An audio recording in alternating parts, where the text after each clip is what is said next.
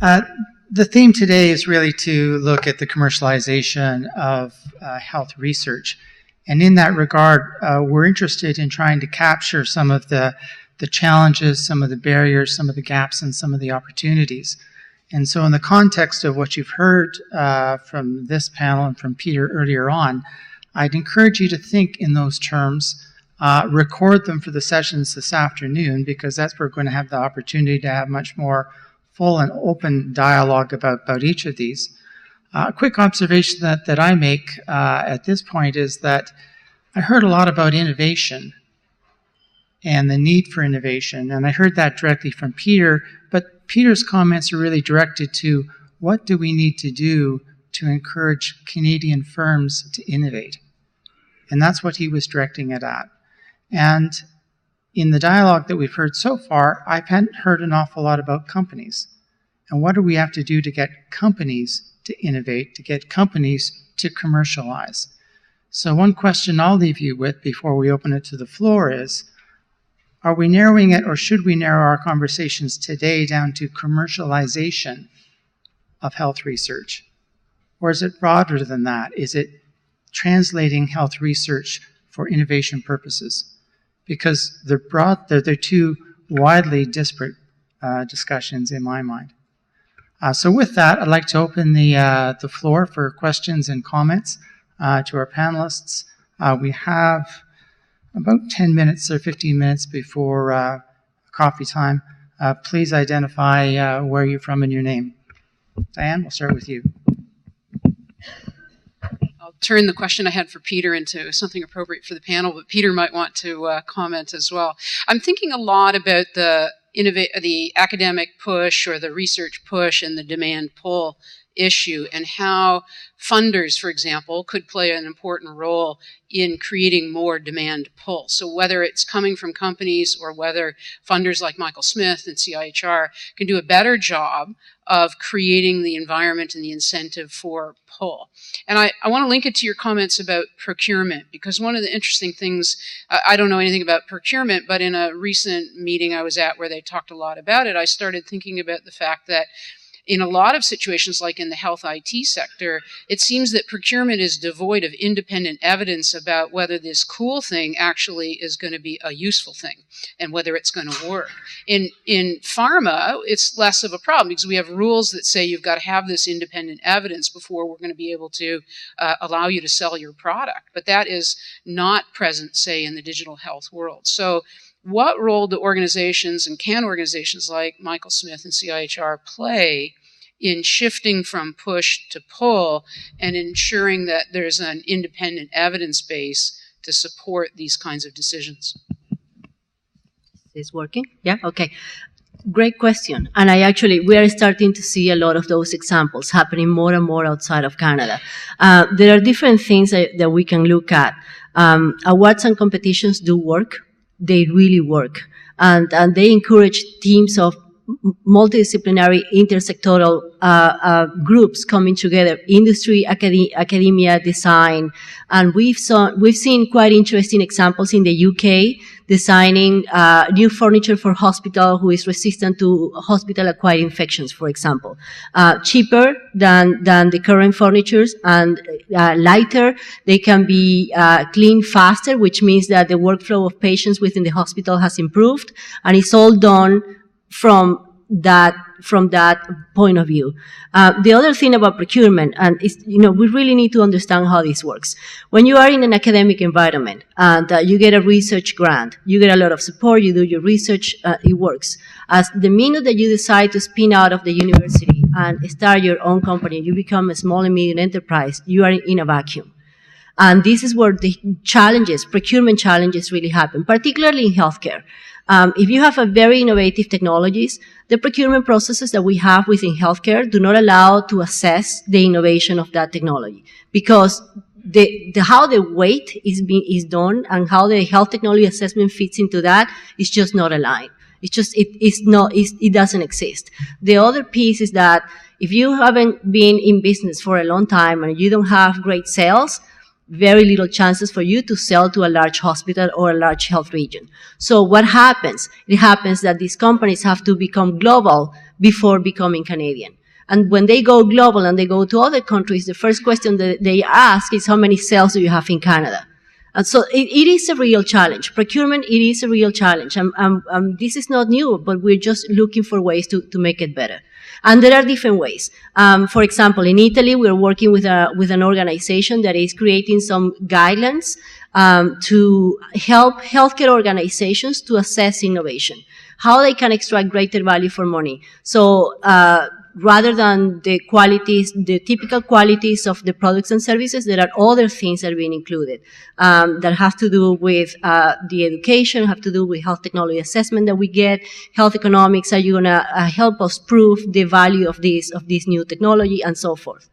It strikes me as well that funders have been making the mistake of thinking, oh, we need these interdisciplinary teams, so we create competitions for interdisciplinary teams. But what we really need to be doing is creating competitions for specific problem statements to be solved. Let the teams form as they may to solve the problem. So if we do that, we'll get more demand pull, I think. That's exactly. Thank you, Diane.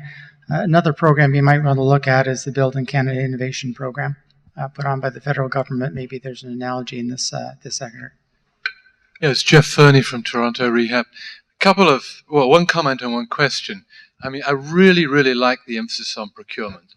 I was involved, for example, in designing originally a chair that could be moved to help you move patients around in a hospital without involving volunteers. We could not sell this in Canada. Our breakthrough was with Delta Airlines in Atlanta, and then through the major hospitals in the United States before we got going in Canada. And it would have been so easy if only Canada had even given us an equal opportunity to sell into our own country. Often people talk about in the US about it being such a capitalist economy driven by private enterprise. But actually, if you read many of the studies, the successes in the high-tech fields were very much government-sponsored. The SBIR program, without it, companies would not have got their products through, followed by a procurement emphasis. The SBIR funding program has a procurement emphasis in its last section. It helps the young companies get their sales, and that's what Manta's. In Ontario, we're fortunate. The Excite program, I think, is a very interesting initiative. It does pre-market assessment. So you don't, as a company, have to produce a product and then have the trials and get the reimbursement. They'll look at the product and assess it before it reaches the market. I think we need to move in that direction. Finally, my question. The emphasis has been, I think, correctly on the pull strategies, but I would ask you what we could do in the push area still, because the linear model is still important. In the United States, the new economies coming out of Stanford and MIT and otherwise are, I think, about 9% of GDP now. A lot of companies have started from within academic enterprises and are moving forwards from them.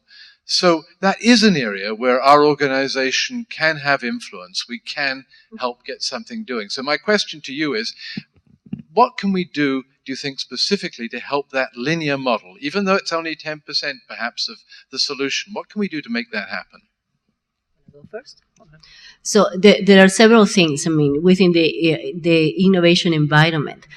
Regulatory processes are important, and they tend to be an obstacle in Canada. Our regulatory processes are very lengthy, generally more than international standards, and that creates problem for companies. So that's something that it is a challenge to resolve, because every time that we seem to be catching up, then we fall behind again.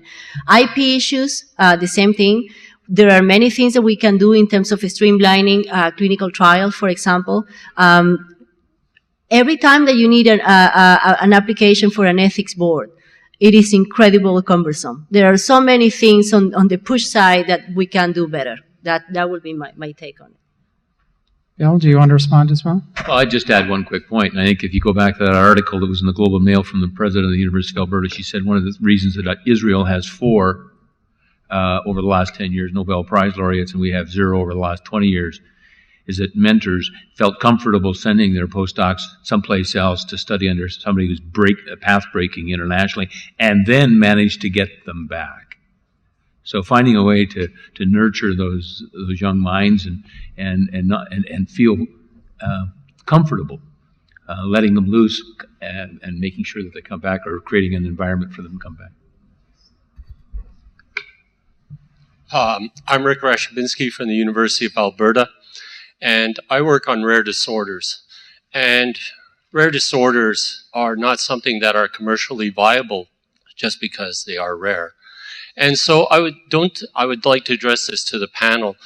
Don't you think that public funds are not necessarily need to be driven to commercialization, but actually are there for societal improvement and better health, in the case for what we do, and not driven exclusively for commercialization, and that we've gone too far in that direction to the detriment of people, such as things in rare disorders?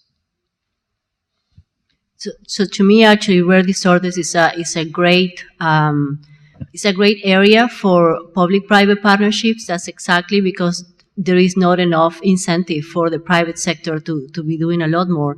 And I think there are ways to manage that relationship that might accelerate some of those investments and work. Matthew? I guess I would gently disagree in the sense that more and more pharmaceutical companies are focusing on rare disorders. They just may not be really rare or that far removed from oncology. And so I think the systems we put in place, or the regulatory pathways in jurisdictions to encourage more rare disease research, are not actually working, and we should be thinking about different ways. As you suggest, maybe finding ways to pour public funds into research that truly addresses unmet patient needs. I'm quite concerned. Canada, my understanding, is about to introduce regulations under the Food and Drugs Act to put into place its own orphan drug system that looks exactly like the United States, and the empirical data from that jurisdiction and Europe suggests that really what you get is a lot of high-priced oncology drugs that are close to ones that already exist. So I think we have to think about other models along the lines you're suggesting. Okay, we have time for one more question, comment, and I think the mic is over here.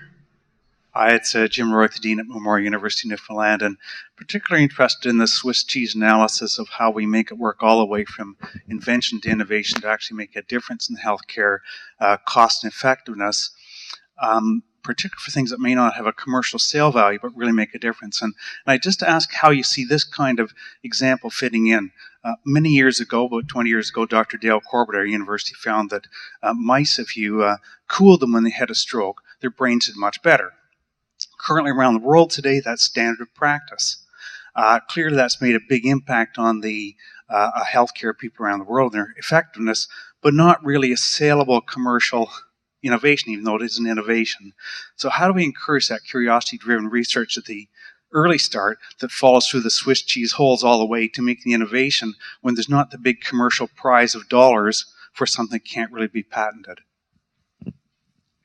Just a quick response. I mean, what I'm hearing is that there's this trade-off between public sector funding, public sector role, and private sector funding, private sector role. And my initial reaction, Jim, would be we need to have room for both, right? And see this as a life cycle, a virtuous life cycle that you go through. So back to the question about what happens at the beginning where you don't know, or you expect that the commercialization opportunity will be very, very small. We ran into that back when the NCEs were first allowed open to health. Remember, Rick? We failed the first time to overcome what I called at the time the NSERC model, where commercialization was the only criterion, or one of the required criterion for funding. We had to make the argument that lives saved were as important as profitability. So that's at the one end of the spectrum, and there is a spectrum that's at the other end, which is, my sense is that we're here in 2014 as opposed to 2000 when we got that funded, is that industry is interested at later and later stages in that innovation cycle. That's just a reality. And so I think what you've brought up is really harkening back to my observation that the conversation is really about innovation in the translation of health research for social and economic benefits. And I think that's what is of a great interest to the people in this room. I think my challenge on this day is what we've been charged with is commercialization.